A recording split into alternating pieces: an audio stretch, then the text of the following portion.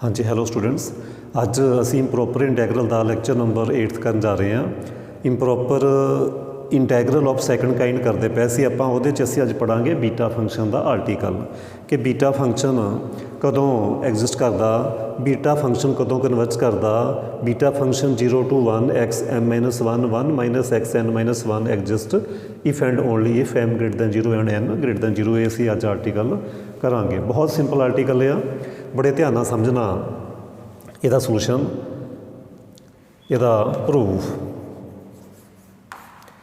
0 to 1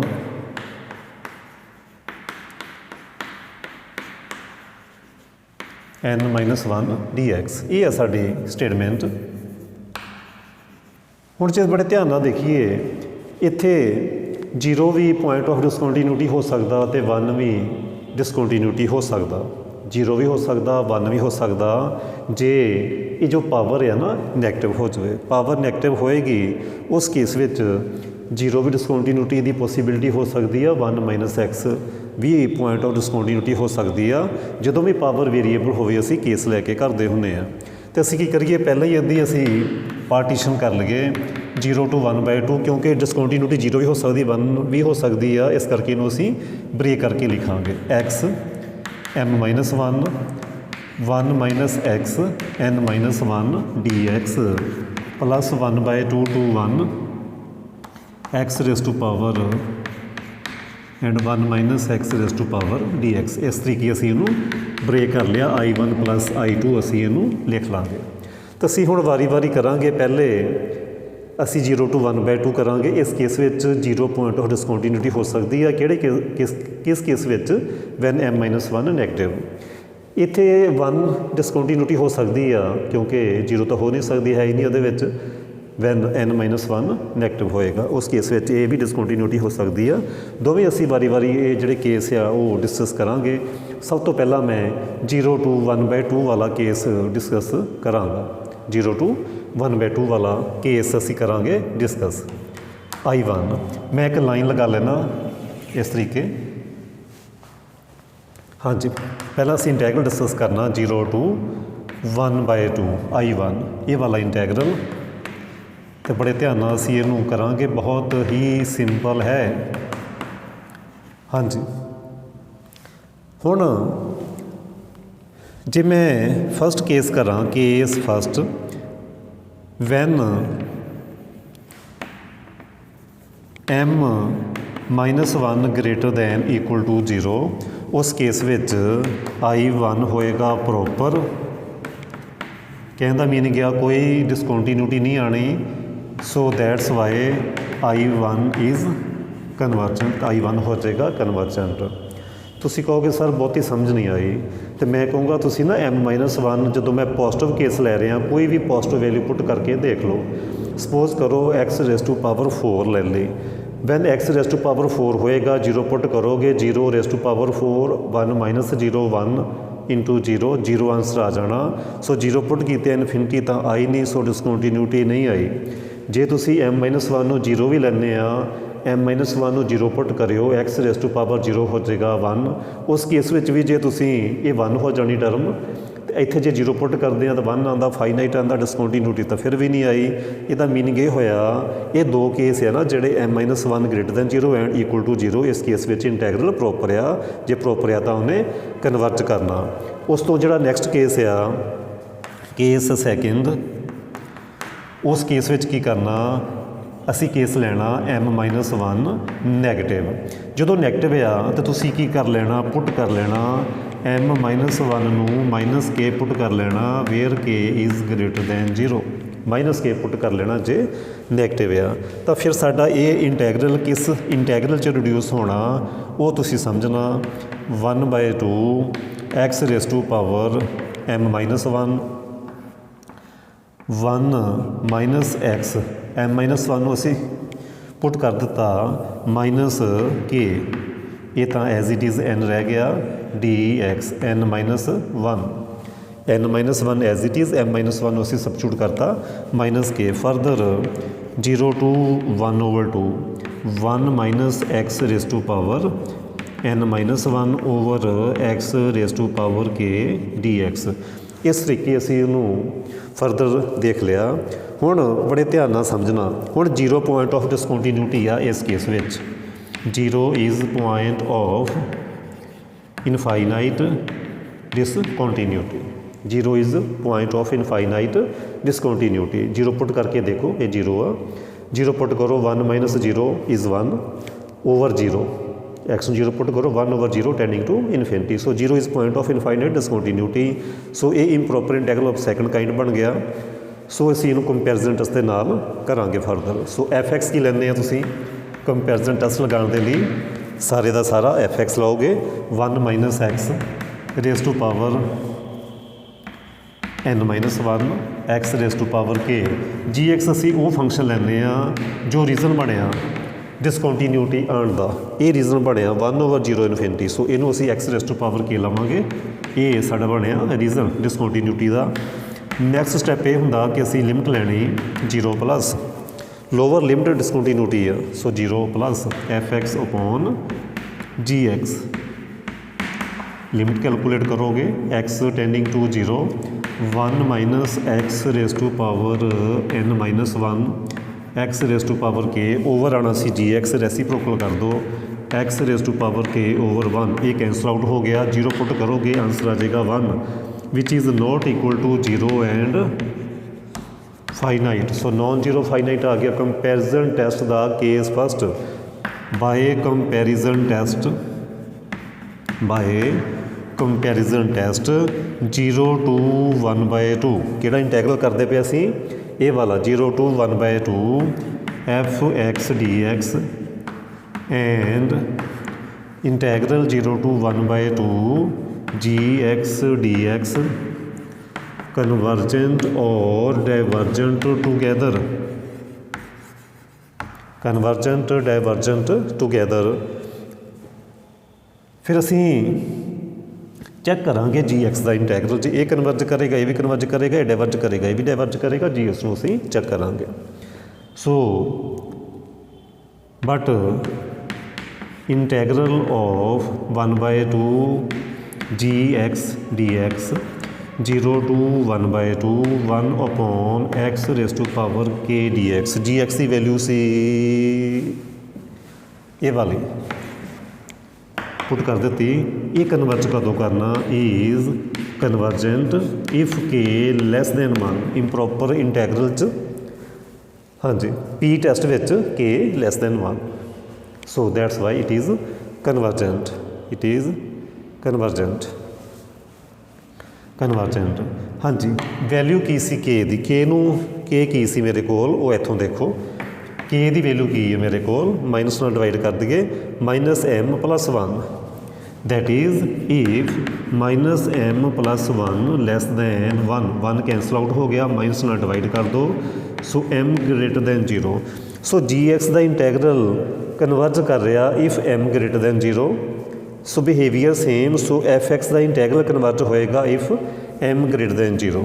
so a c I1 0 to 1/2 f x d x is convergent if m greater than 0। ये सी मेरा I1 वाला part, ये सी मेरा I1 वाला part. मैं फिर रिपीट करदा, m पॉजिटिव जे लैने आ, जीरो लैने आ, इंटैगरल प्रॉपर, m-1 जे नैगेटिव लैने आ, -k पुट कर लो, ओवर च चले गया। जो रीजन बनया डिसकॉन्टीन्यूटी का, जीरो पुट करन ते इनफिनिटी आ रहा, वो असी जी एक्स ले लिया। सो लिमिट लई तो नॉन जीरो फाइनाइट आई। By comparison test both integral converge और diverge together, but g x integral converge if m greater than 0। That's why integral of f x convergent if m greater than 0। ये F x का इंटैगरल की सी I1 सी, क्योंकि असी F x ये suppose किया। ये further यही सेम इंटैगरल आ 0 to 1/2, ठीक है। इस करके ये कन्वर्जेंट हो गया इफ m ग्रेटर दैन 0। हुण असी I2 इंटैगरल डिस्कस करांगे। हुण असी I2 इंटैगरल डिस्कस करते हैं। हुण असी I2 इंटैगरल डिस्कस करांगे।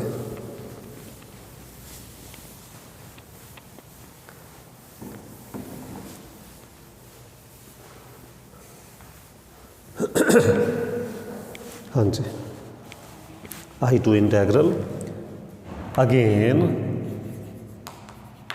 I2 की सी 1/2 to 1 x raise to power n-1 and 1 minus x raise to power n-1 dx। हुण 1/2 पुट कीतिया तो डिसकॉन्टीन्यूटी आ ही नहीं सकती, 1 पुट कीतिया आ सकती आ। ये रीजन बनेगा फंक्शन का one power negative. So positive तो कोई चक्कर ही नहीं, जे n-1 0 लोगे तो sum 1 minus x raise to power 0 1 हो जाना। सो 1 पुट कीतिया डिसकॉन्टीन्यूटी आनी नहीं उस केस में। तो जे तुसी n-1 पॉजिटिव लैने तो पॉजिटिव केस में भी नहीं आनी। इस करके if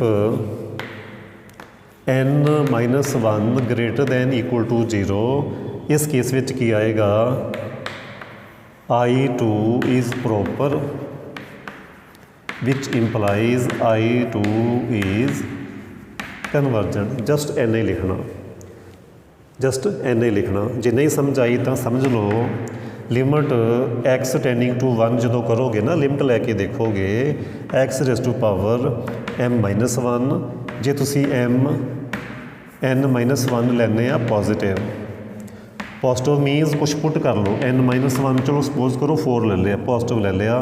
so 1 minus x raise to power 4 dx, 1 put करो 1 रेज टू पावर m-1 ये हो गया। 1 पुट किए 0 रेज टू पावर 4 dx थोड़ी आना, लिमिट आ। सो आंसर आ गया 0।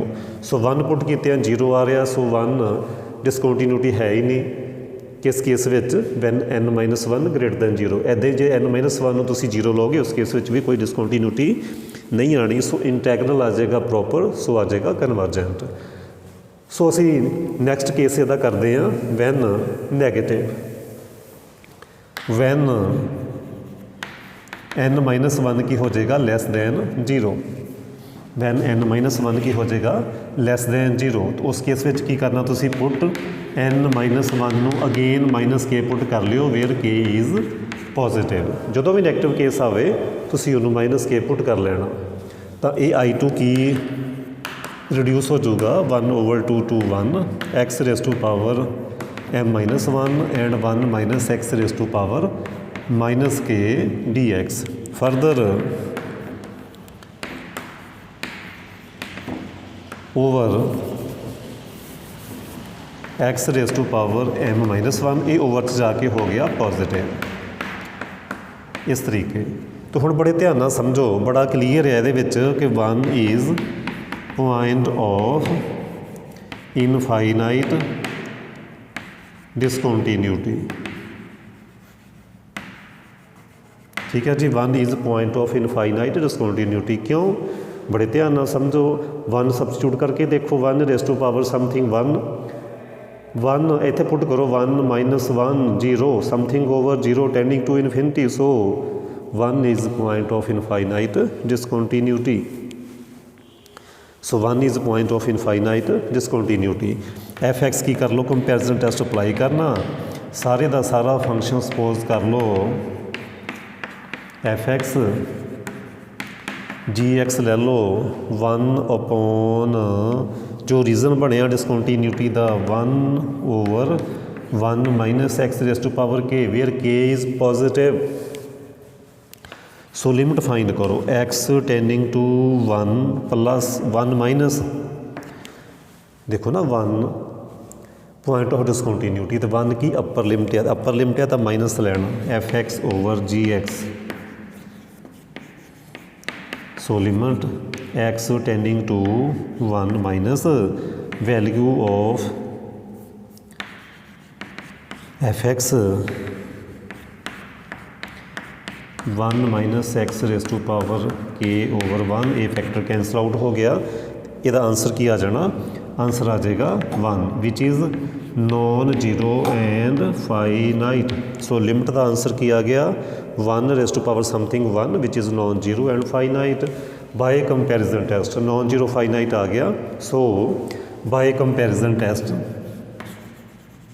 सो by comparison test integral, this integral fx dx and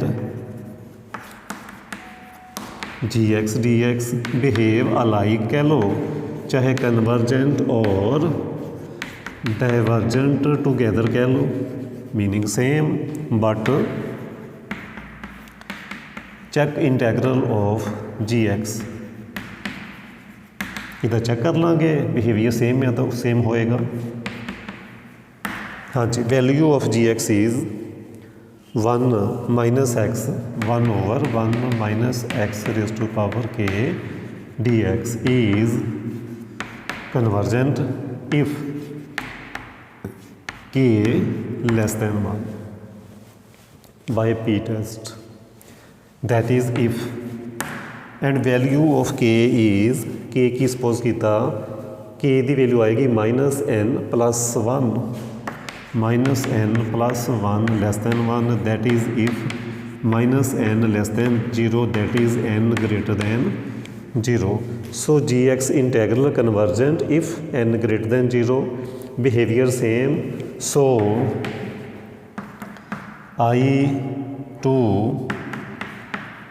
1 over 2 to 1 fx dx is convergent if n greater than 0। So मैं पहले case विच कीता I1 कन्वर्ज कीता सी if n m greater than 0, I2 integral कीता ये convergent आया n greater than 0, hence given integral ਜਾਂ बीटा फंक्शन कह लो बीटा mn, असी बीटा mn ना दिता होया सी गिवन इंटैग्रल का, is convergent if and only if m greater than 0 and n greater than 0। ये नाल ये बीटा फंक्शन आर्टिकल कंप्लीट होंदा। हुण असी नैक्सट करन जा रहे हैं गामा फंक्शन का आर्टिकल। हाँ जी, हुण नैक्सट असी बीटा फंक्शन का आर्टिकल करांगे 0 टू इनफिनिटी। इहदे नाल रिलेटेड जिहड़े क्वेश्चनस आ वो असी बी एक्सरसाइज कर चुके हैं, ए च भी बी च भी। 0 to infinity x m minus 1 e minus x d x is convergent if and only if m greater than 0। Sorry, proof. हाँ जी, 0 to infinity x m minus 1 e minus x d x, इनू असी break करके लिखांगे क्योंकि ये improper integral of first kind दिखाई दे रहा।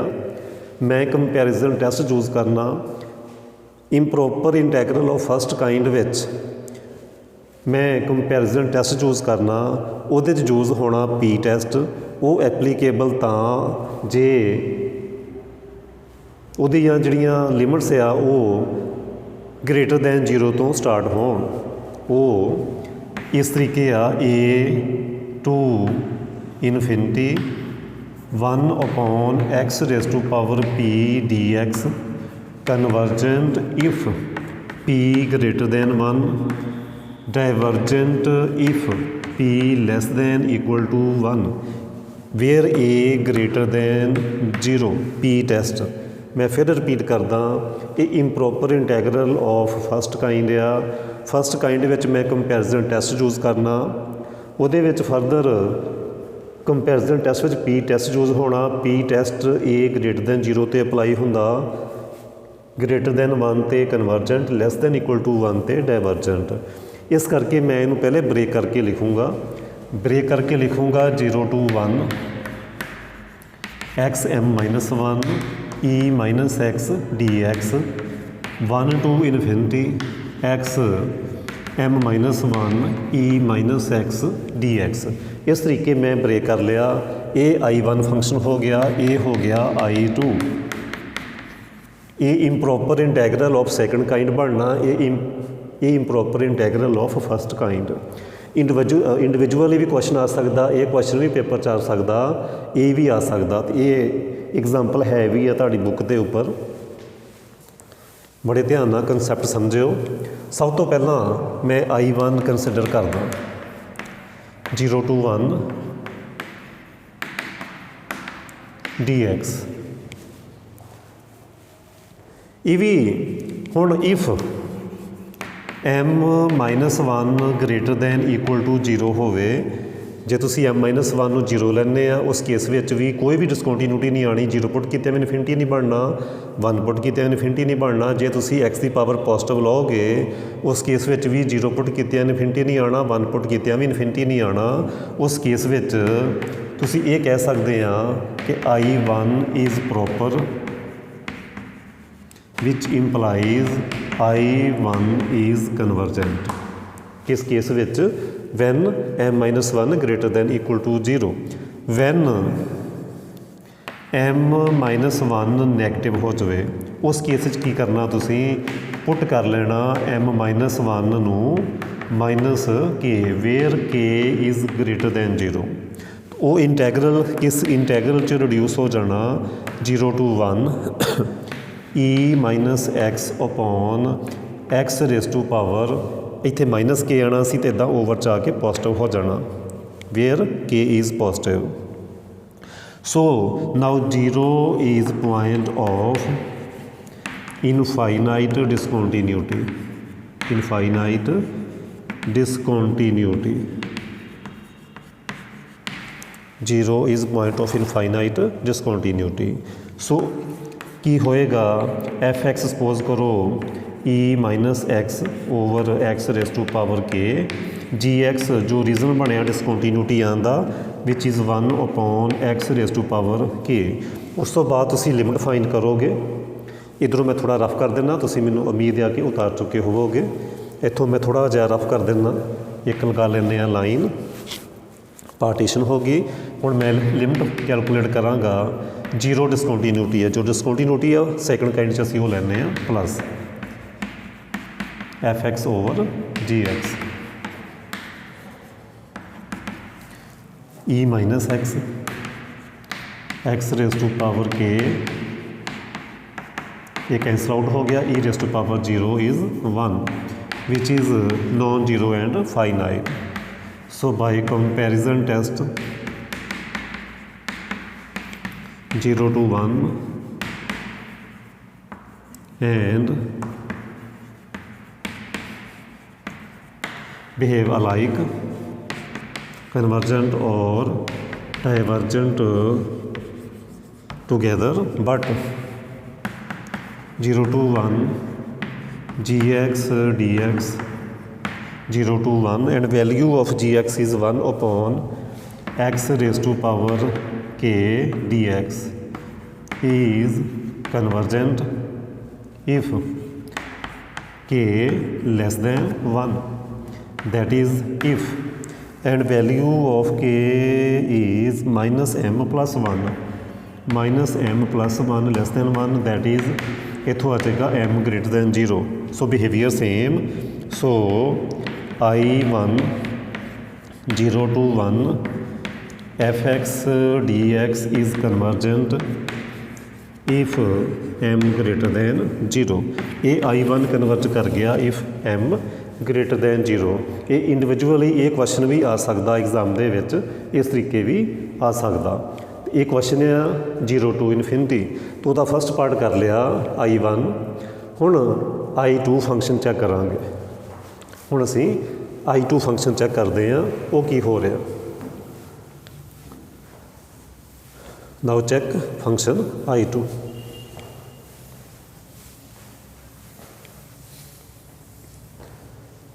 I2 चैक करिए। Now I2 is 1 to infinity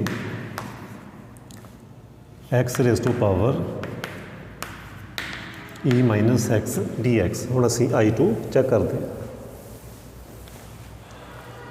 ये improper integral of first kind आ, क्योंकि लिमिट विच इनफिनिटी आ गई।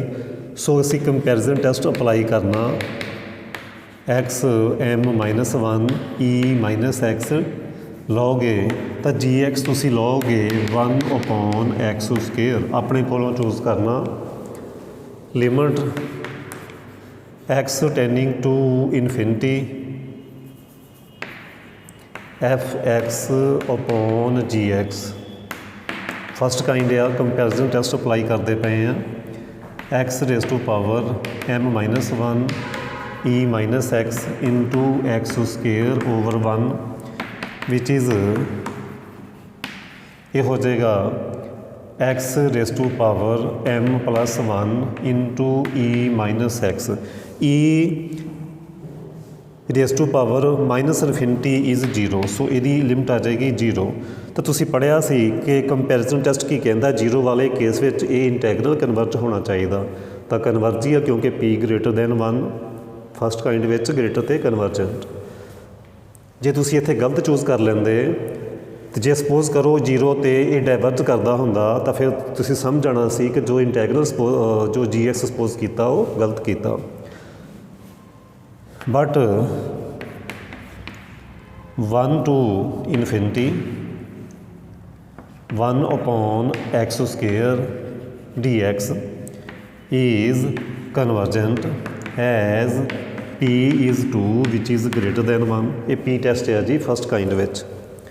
ਹੁਣ ਇਹ ਇੰਟੈਗਰਲ ਕਨਵਰਜੈਂਟ ਆ by comparison test,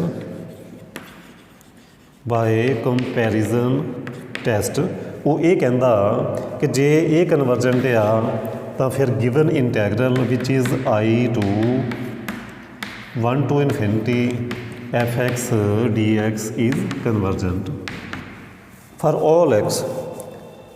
for all x कुछ भी हो सकता, सो कन्वर्जेंट आ i2 कन्वर्जेंट आ गया, i1 कन्वर्जेंट आया if m greater than 0। Hence given integral is convergent if and only if m greater than 0। ये सी मेरा गामा फंक्शन का आर्टिकल। ये सी मेरा अज का लैक्चर जिहदे विच मैं बीटा फंक्शन ते गामा फंक्शन के आर्टिकल किए। करने वाला तो होर भी बहुत कुछ आ पर टाइम की शॉर्टेज होने करके ये चैप्टर मैं इत्थे ही कंप्लीट करदा क्योंकि मैं BSc फाइनल के काफ़ी लैक्चर हजे अपलोड करने आ। वो मेरा ओसीलेशन चैप्टर रहिंदा, उधरों काफ़ी डिमांड आ रही है। नंबर थ्योरी के मैं चैप्टर अपलोड करने आ, तो वो स्टूडेंट तुहाडे चों जिहड़े सैकेंड ईयर च आ तो वो जो फाइनल च होणगे वो सारा सिलेबस अपलोड किया होया, तुसीं उत्थों कर लोगे। ठीक है जी, थैंक यू।